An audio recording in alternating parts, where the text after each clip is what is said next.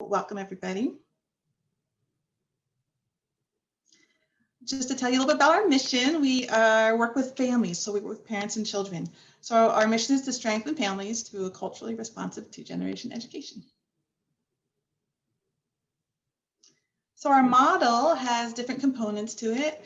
In our adult education, we have English language classes, the high school diploma program. We have 2 workforce development programs, including the medical assistant and the child development associate. We also have an early childhood education program and child development classes that includes family time. We have a very close partnership with Mary Center since 1998. And Mary Center is a federally qualified health center. They combine a social model that includes social services, education, and healthcare. We are co-located with them at 3 locations. We are with them at Fort Totten, in Petworth, and in Adams Morgan. We're very proud to be a Tier 1 school for all of our classes and provide the best education we possibly can for our families. Now we're going to be telling you a lot more in depth about our Child Development Associate program, the CDA program. And today we have Mal Castro. She is the Cda Coordinator. Thank you, Lori. Hi, everybody. Good afternoon, and thank you for being here. I'm here to talk a little bit about our program and how wonderful it is, obviously. We prepare students to provide high quality education and care for children 0 to 5. Basically, we prepare students to obtain the credential that is going to allow them to work with children. But it's not just work. We want them to do a high quality care and education. Our class prepare students for the 3 credentials that they can opt for.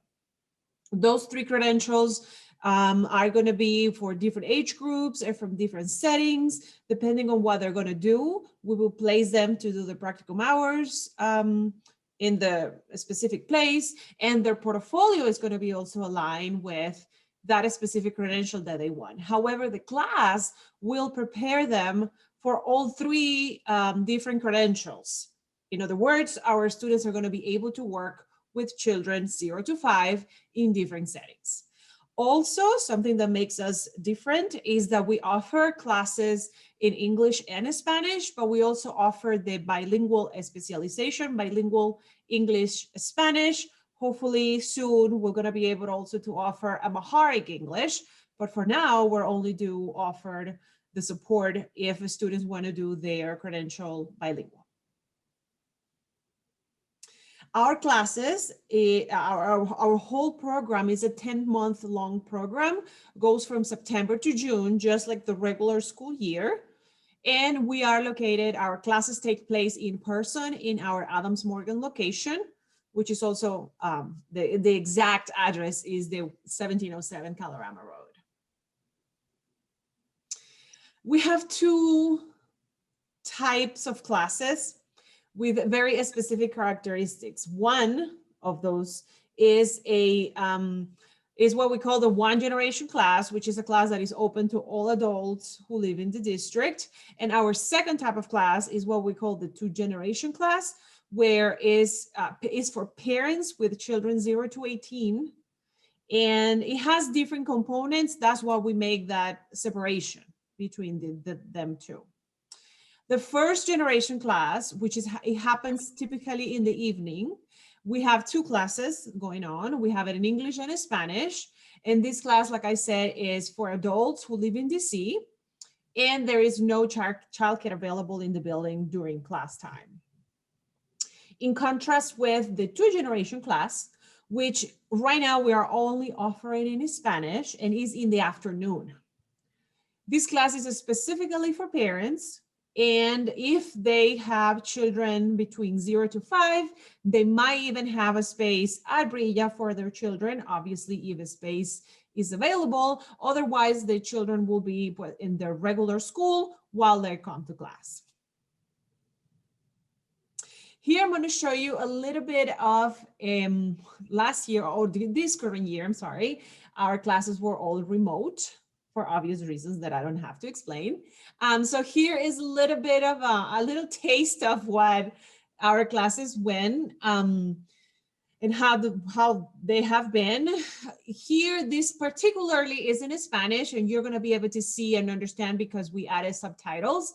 But this is an example of how we accommodate the content so we can offer these classes in Spanish. Part of what you see right now is part of the DC regulations to operate childcare settings in DC. So because we want to make sure students understand them, we offered to them in Spanish. And so now you're going to see a little clip so you can see how the interaction goes in class. Aquí les tengo una cantidad de afirmaciones y lo que quiero que ustedes me digan es si son verdaderas o falsas. La política del lavado de manos comienza en el momento en que el personal, es decir, los maestros y los voluntarios, entran en el edificio o la casa, donde por supuesto está el centro. ¿Es eso verdadero o falso? Verdadero. ¿Por qué, Ana? Porque uno no sabe qué ha tocado cuando afuera y uno tiene que lavarse antes. Al entrar al edificio siempre los niños y los maestros tienen que ir directamente a lavarse para desinfectarse las manos. Exactamente. Toda esta información y reglas deben ser incluidas en esas conversaciones que vamos a tener con los padres antes de que los niños comiencen a asistir a nuestro centro, porque ellos tienen que estar al tanto de lo que puede pasar. Hoy en día, con COVID, esto ha cambiado ligeramente. La gente piensa que todo lo que nosotros hacíamos antes cambió radicalmente. No necesariamente, porque como ustedes ven, teníamos realmente políticas estrictas en cuanto a cómo manejar a niños que no están bien, cómo manejar a niños que están presentando síntomas de enfermedades, etcétera, etcétera. Y sobre todo, cómo manejar fluidos corporales. Entonces, se debería pensar que lo que nosotros hemos hecho por muchos años está bien hecho, ¿no? O nos ayudaría a mantener ambientes seguros y sanos. Yo sufrí una enfermedad, o padecí una enfermedad, no fue que la sufrí, padecí una enfermedad que pudo haber sido evitada por una vacuna. Cuando yo era pequeña, esa vacuna no existía, esa vacuna existió cuando yo era adolescente. Nunca hicimos un esfuerzo por ponérnoslas porque ya de adulto uno dice, no, a mí no me va a dar. Esas son cosas que le dan a los niños nada más. Y me dio cuando tenía 21 años. Y les puedo decir que no se lo deseo ni a mi peor enemigo. Y siempre pienso en, si yo hubiese tenido la vacuna, no me da. O me da muy, muy, muy leve. Y no tengo que pasar por lo que pasé. A mi hermana le dio al mismo tiempo. O mejor dicho, mi hermana le dio primero y después me dio a mí. ¿Se dan cuenta de cómo se contagian las cosas? Ella le duró 2 semanas y ya estaba bien. Yo estuve 1 mes y medio padeciendo esa enfermedad.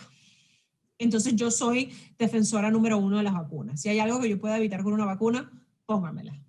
¿Sabes, Mau, que a mí me pasa lo mismo? Me resulta más chocante todavía porque es decidir sobre la vida de otra persona. Yo entiendo que vos no quieras vos vacunarte. No estoy de acuerdo, pero lo puedo entender. Exacto. Pero sobre un niño me parece que estás poniendo en riesgo a otra persona que no está decidiendo, ¿no? Obviamente, por razones obvias, Claro, un niño claro. no aplicarse esa vacuna. Y, claro. o sea, me ha pasado de conocer gente que recién lo entendió cuando tuvo un hijo, por ejemplo, que se ha enfermado de varicela y lo ha visto sufrir la enfermedad. Y a partir de ese momento dijo, no, voy a vacunar a mis hijos. Cuando uno está teniendo estas conversaciones con las familias, creo que la parte más difícil es respetar esa decisión, cuando no es la misma que uno quisiera, ¿no? Cuando va en contra de lo que uno cree. Sin embargo, tenemos que respetarlos. Ellos son al final del día los responsables de sus propios hijos. That's always a controversial topic. Let me just say that. Okay, now moving forward, I want to share with you, I want to introduce you to one of our great students. She is going to be telling you a little bit of her personal experience while in the CDA program. Welcome, Saeed. And I think she is in the audience today. Saeed, can you say hi and wave so people can see you here? Sure. Good afternoon, everyone. There she is. Thank you for coming here and thank you for having me. Thank you for being here. So let's listen to what Saeed has to say. Good afternoon. My name is Edgar Vakidan. I have been a Berea student since the end of 2016. I decided to enroll at Latvia because I wanted to learn English. While at Latvia, I'm happy to have increased 3 English levels. My son Musi also attended with me. He was in the infant and toddlers class at Latvia. Along with the English classes, I also participated in child development classes once a week, which helps me to support my son using research-based activities. This and the career pathway classes got me interested in working with children. Currently, I am in the Child Development Associate program and I am working on my high school diploma as well. What has an online learning been like during the pandemic? An online learning is very different from in-person learning. It has been very helpful for us to learn new technologies. We started using Schoology this year. Everyone submit assignment and participate in weekly discussions. We write our portfolio in Schoology too. The teacher is there to help us, send us feedbacks on what to fix. We adapted using Schoology every day. It's easy to use, submit your work, and communicate with each other.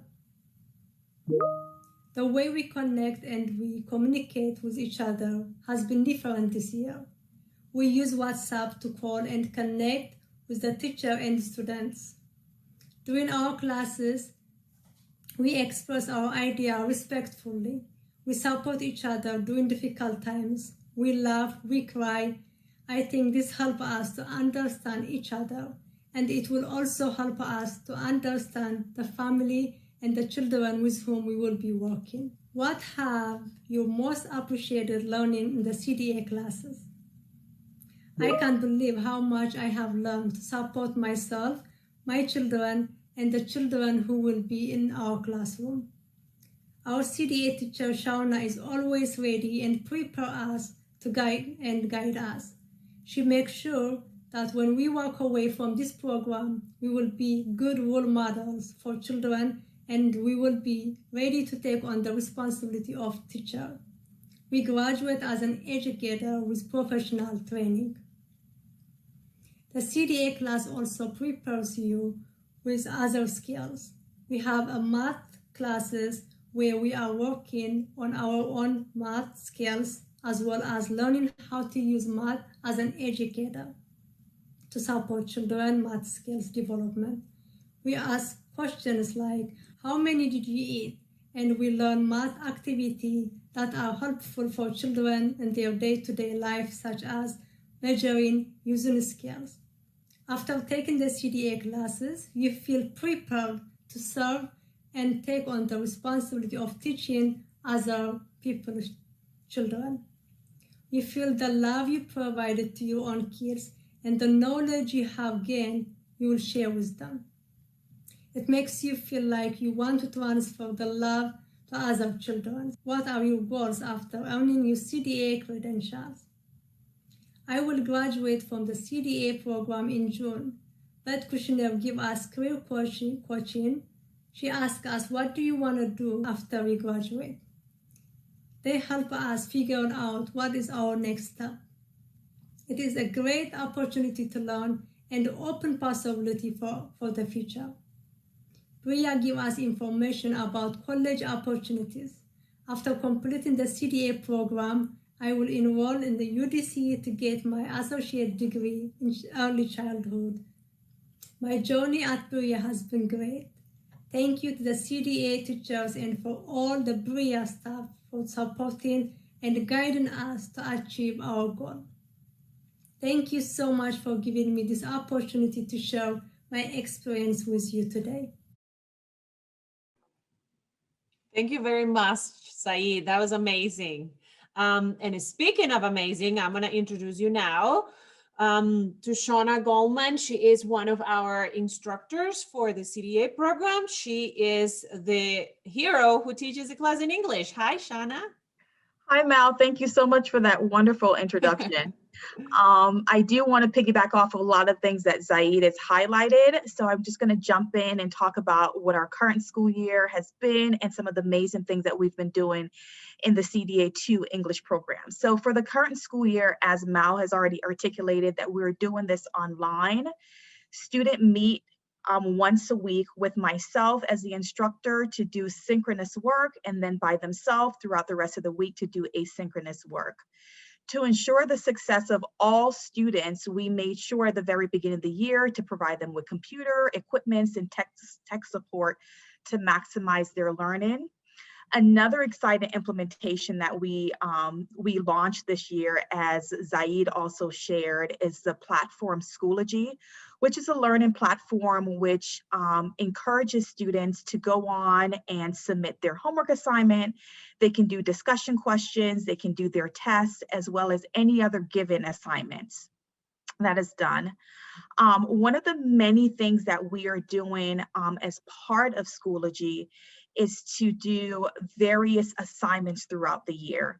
So one of the assignments that we have done is actually a mock parent-teacher conference, which gives students the opportunity to get a feel of how it is to communicate effectively and professionally when they're having conversation with family members. So here on the screen is just a script between two students, one being a parent and one being the educator, and the back and forth conversation that they had to support a child and the parent that came in with a concern. The students also had the opportunity to share some strategies and techniques with that family members of what they can do to best support the child at home. So as I mentioned before, these are ongoing scenarios and opportunities that students are having, which is real life situations that they're going to have to do when they get into a setting working with children. I'm not sure if you guys have ever heard the term, the classroom is a third teacher, but that lends itself to how we design a program to make sure that it is effective and critical for children to learn and develop. Students throughout the year gets an opportunity to infuse a lot of the conversation, a lot of the homework assignment discussion questions into each different parts of the chapter that we're doing. Learning, the classroom learning environment is one of the pieces that we talk a lot about throughout the year. Students get an opportunity to add, organize, and use materials in more authentic ways and learn how to help children explore and engage in their physical space. The example that you see here on the screen is a student who used his artistic tech skills to design a program space for toddlers. The video that you're about to see highlights synchronous work that we do once a week. As part of our time together, information read in the chapter is paired with real life situation to push the student thinking just beyond what they know maybe as a parent or maybe as an individual. So in this clip, you'll see conversation that I had back and forth with students about how to fuse an activity that we did with communicating with children. Hi everyone, welcome back. How was that activity? It was crazy and fun. My intentions exactly. So here's my question to you guys. What did this trivia have to do with the chapter on communication? How did this play into communicating? Is giving us the opportunity to communicate. We're not thinking just having fun as through that way we are communicating. We're not realizing we are talking, we are communicating. So you're absolutely right, Zaid. I think you said somewhat of like the key word of you're having fun, and it's the same thing for children. They learn through play. So when we give them fun activities and have them engage with each other, so they're doing maybe like a turn and talk. Tell your friend what you guys saw on the playground, or tell your, the person on your right what you want to do tonight, or what you want to do tomorrow, or what you plan on doing when you go to the block area. And that way children are starting to communicate very openly with each other without even knowing that they're doing it. And this way you can authentically document, their progress. And this section of the book talks about how to foster children's reading development. Here's my question for you tonight. When you're introducing a book to a child, how do you usually do that? When we introduce the books, we can ask the children by what they think by the cover of the books. By reading the title of the books, we can tell, we can ask them what or how they imagine the story can be. So this is how we can start the book. So Karma, based on what you're saying, you said you'll talk about the cover of the book. It's a caterpillar, the title, and then you ask the children or the child, what do you think this book is about? And that's an open-ended question because, you know, a child may say, oh, it's about a caterpillar, or, oh, I think he's very hungry, or I think he's really hungry, he's going to eat everything. And then you may end up getting a child that says something like completely off. If a child says something about, oh, I think it's a caterpillar that's going to the grocery store, what do you do in that situation? Oh, let's find out. Let's read it and find out. Yeah, absolutely. So you can say, Shakita, you know what? I don't know. Let's open the book and find out if the caterpillar is indeed going to the grocery store. I wonder, you know, just make it exciting and fun for them. The last thing you want to do is just like, why would you think that? Does he look like he's going to the grocery store? If you do that, you're completely shooting down the child and their imagination and, you know, what they're predicting about the story. So you're accepting every single answer that they offer you. And then from there, you show them the different things that are in the book. So thank you so much for that, Karma and Shakita. I do also want to point out in our class, we have so much fun. I think Zaid also pointed that out, that because we've been together since September, this is a family. So we have laughter, we have jokes, there's points that we get serious, and there's also points that we also let our hair down. So that was just a snippet of some of the different things that we are learning and also doing throughout the school year. Another big portion of the work that we do is part of, for students to get their CDA credentials, is doing the portfolio. The portfolio is very extensive. The students are consistently gathering information from their weekly work and their reading to create their portfolio. The portfolio is a combination of documents, as you guys can see here on the screen, of some of the different things that they have to add to create their portfolio. And it is a way for students to be reflective and be intentional about the opportunities and meaningful learning experiences that they're going to offer children once they do get into that role as an educator. I do have the opportunity to introduce one of my students that is currently in my class, and this is Mary. Thank you, Shauna. Thank you, everybody, for inviting me today.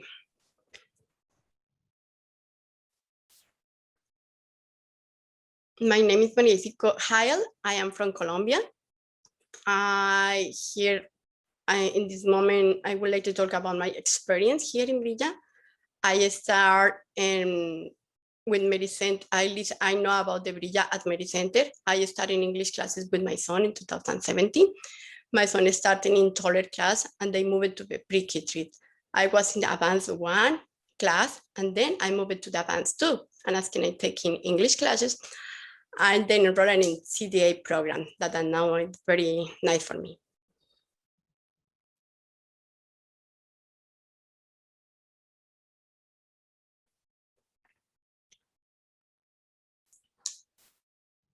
I would like in the same way talk about how was important for me to take this class, because when I start CDS, they teach me how about set up the class, like Shauna talked about. I learned about the Reggio Emilia. His approach had taught me that the children can be independent and organized. I learned what is appropriate food and material can be used unsafely.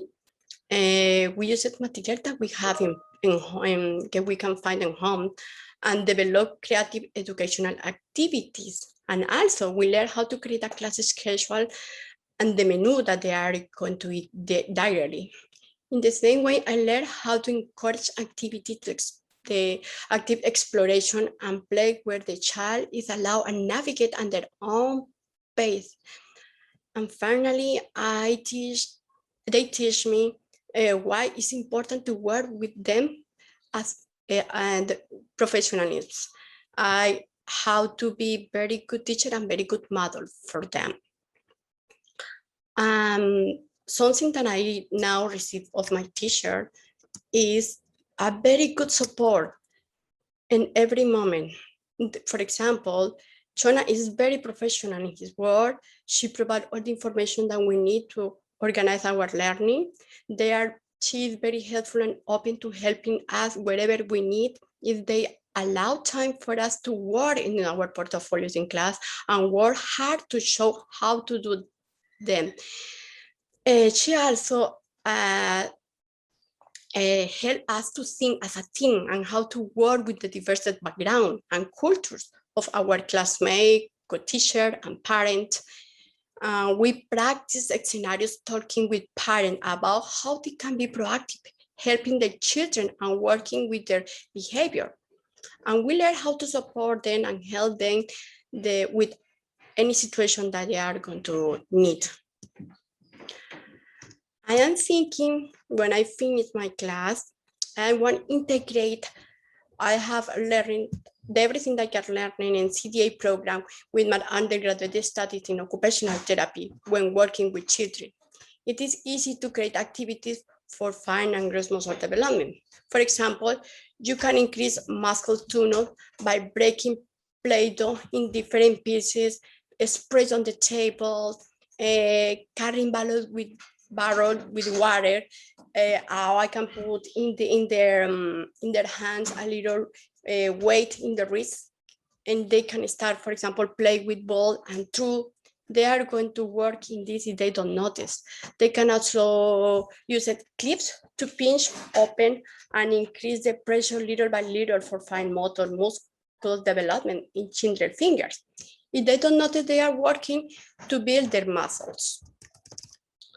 I would also like to get a bachelor degree in early childhood from Trinity or UDC, become a preschool teacher, and then get a master's degree in occupational therapy. I want to create more equality and help children with Down syndrome and cerebral palsy integrate in the regular classroom, feel like the same as other, and have the same educational opportunity. Thank you for having me. Thank you for wonderful opportunity to explain my experience. Yeah, I hope you enjoy this day. Thank you. Thank you, Mary, so much for sharing your experiences, and we look forward to the many wonderful things that you will accomplish after June, finishing the CDA program. I also do want to introduce Beth Kushner. She is actually our transition coordinator. Beth. Thanks, Shauna. Good afternoon, everyone. I would love to talk today about what happens in our CDA program to prepare students for their future college and career goals. And because of the latest changes in the city's regulations and requirements, along with wanting to prepare our students for workforce and college, we're integrating a more holistic education and training approach. We use the National Integrated Education and Training model that you see here that has 3 components: adult education and literacy, workforce training, and workforce preparation. So I'll briefly tell you about how we use each of these components in our CDA classes. For adult education and literacy, we have an excellent math teacher, first of all, that connects math skills to the early childhood classroom, while students are also learning new math skills themselves as well. We focus on literacy through portfolio writing, through Schoology assignments, and of course, working and connecting with their textbook.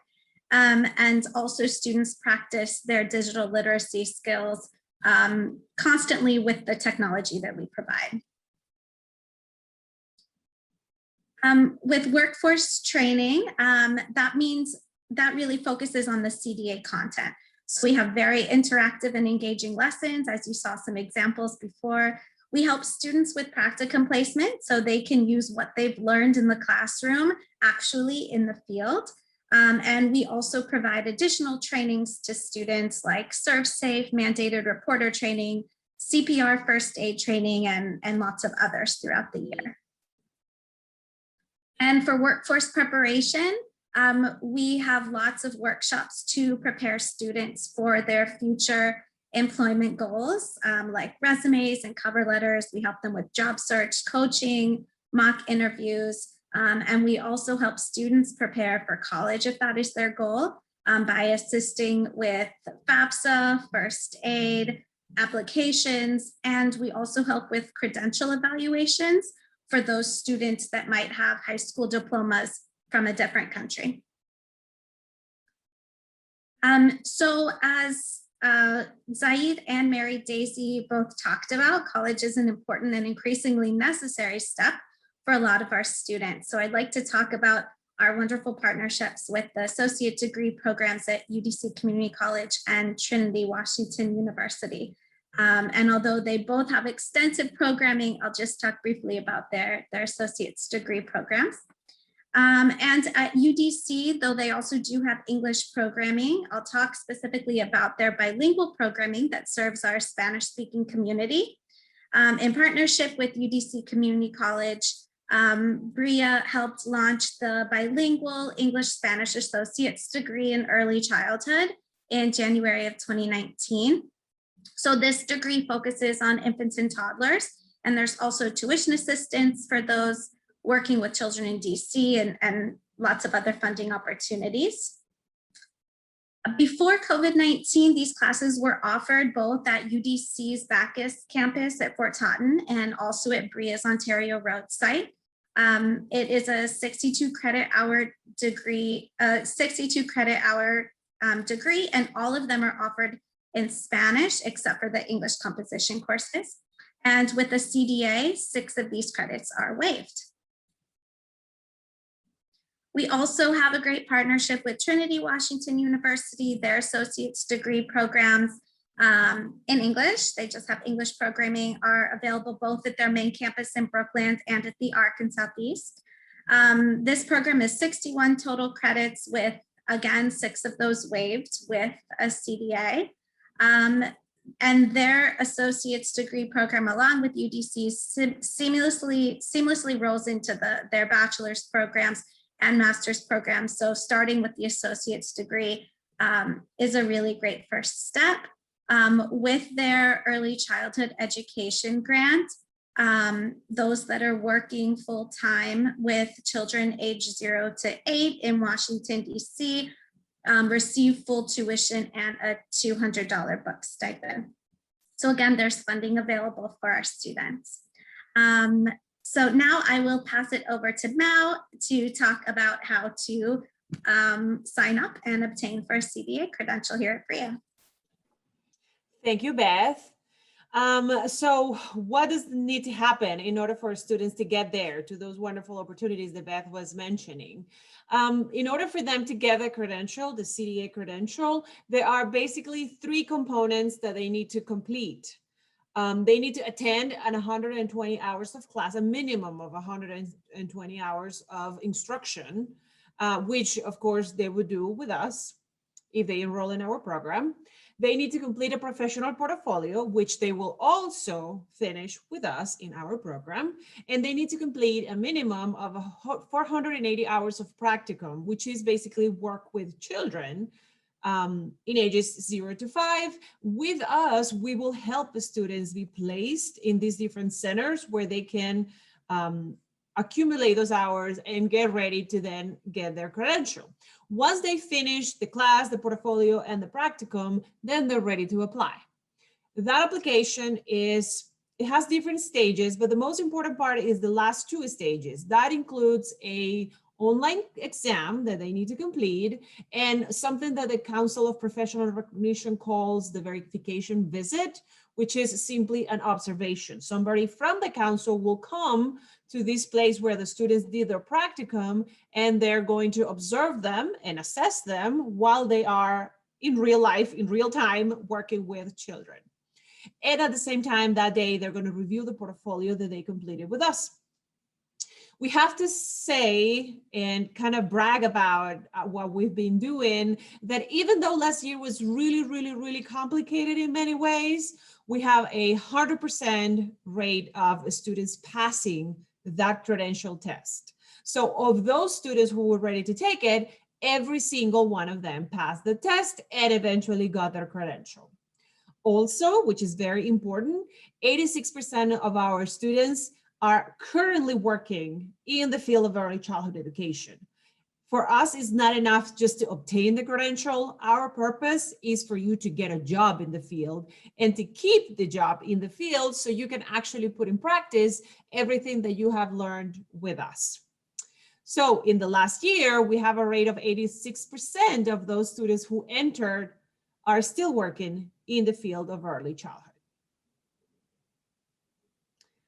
Now I'm going to pass it on to Lori again. Thank you so much, Mel. Thank you. We would like to just give a little bit of information in case you know someone who might be interested in joining our CDA program. So to register, they can call our main line, 202-232-7777, or they can go online and we have a CDA form that they can fill out on our website. We also have flyers available for you. We have electronic flyer if you want to send them out to your participants and your organizations. We have some hard copy flyers that we can also deliver for you if you want to have them in your reception area. So if you'd like more information yourselves, feel free to email us at register@bria.org or give us a call at 202-232-7777.